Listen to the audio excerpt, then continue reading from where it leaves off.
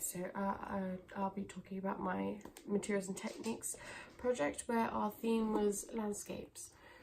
We started the project by drawing thumbnails looking at different landscapes. So I looked at things to do with the new events in my life. So first time going to the Isle of Wight, trying new things like co-steering on NCS and moving to a new house. And we drew roughly 4 pages of these for later use in the project. And then we started taking these and working into them with gouache, which is a chalky paint, and I found that I didn't really like it as it dried too quickly. With my style of work, that's not something I want when I'm covering large areas as well. And we did artist research looking into artists, and I found that JMW Turner actually used gouache in some of his artwork as well. And we tried timed drawings. Was drawing a landscape, I used different materials, so biro, pencil or fine liner in different ways, so blind contouring, continuous line. And I found that I prefer blind contour than the other methods, as it had a very unrealistic appearance to it, which is something that I quite like in my art. We then looked at using ink and bleach together and putting wax down and painting over it with ink, which blocks the colour from the page, and once the matte wax is removed you can paint over it with another colour, which I haven't done, but it is something you can do. And using bleach on top of the ink when it's wet and when it's dry to create different textures. And continued to look at that. I looked at 2 artists who used it as well. This one didn't so much use ink, but he did use the idea of putting wax down and using charcoal and things on top of it to block that colour going down onto the page. And Nick Stewart used a fountain pen to draw ink into his work to create intense detail. We looked at the different techniques that we can use in watercolour, so wet on wet, using cling film, a sponge, and we did this to create a final landscape piece, which we did on stretched watercolour paper. And then we continued with just trying new things. So we dipped a stick in ink and drew with that to create some landscapes. And I continued with different surfaces as well.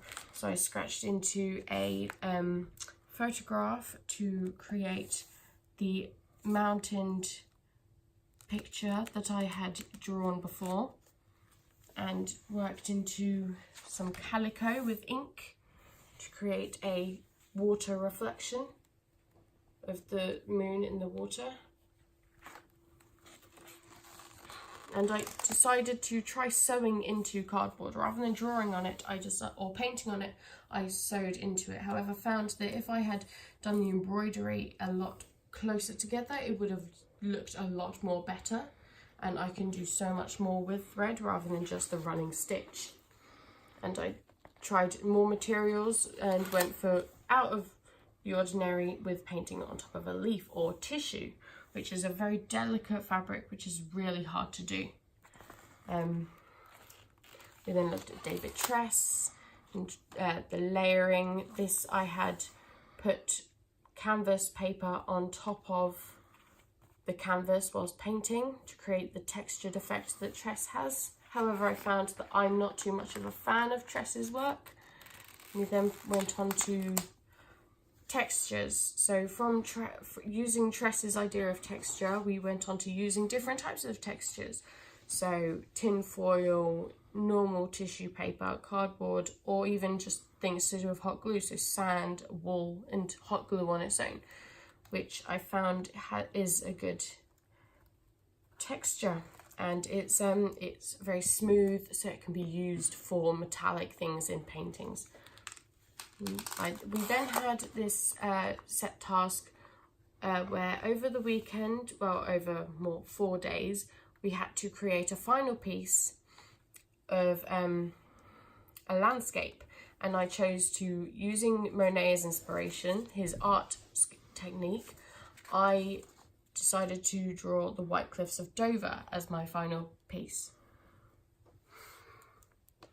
which turned out okay, but I could have done a lot more. So where I had sewn into the grass, but that didn't quite work, so I didn't do that in my actual final piece. And then we moved on to our independent work, and we looked at different artists, so David Tress, David Hockney and abstract expressionists, and I found that I preferred David Hockney the most, as his artwork is very similar to mine, bright bold colours, something that I can do and I enjoy doing. And I decided to look at the different types of landscapes I can do using his artwork as inspiration. So things to do with home, I took a picture of my estate and drew it, and then looked at some landmarks or just things that I see in general. So car park based on this painting, or the blip hanger that we have in the area that I pass when I go to town. And I continued onto thinking more about his rural work, so fields and things like that. I then took the photo I have of a field and styled it in his technique. Rather than keeping to the ordinary grass, I chose to add the lines and different sizes, much like he has in this piece and this piece. And then I took the colorations and the bold colours, trying out in different tones and what colour for the sky, because rather than going with the ordinary blue, we could go for a unique colour, which then led to my final colour plan with a pink sky and bold colours rather than pale colours. So it's very similar to Hockney's work. I then thought about sewing into this piece, where I've looked at Inga Jacobson, where she sews into photographs or commercials and using cross stitch. And I looked at other types of sewing, so embroidery, running stitch and cross stitch, which then led to my decision of a embroidery over and sewing into the bushes, which I then did, which then led to my final piece. This, I really like it. However, I think that I could do better when sewing into the bushes if I was to do it again. And that is it.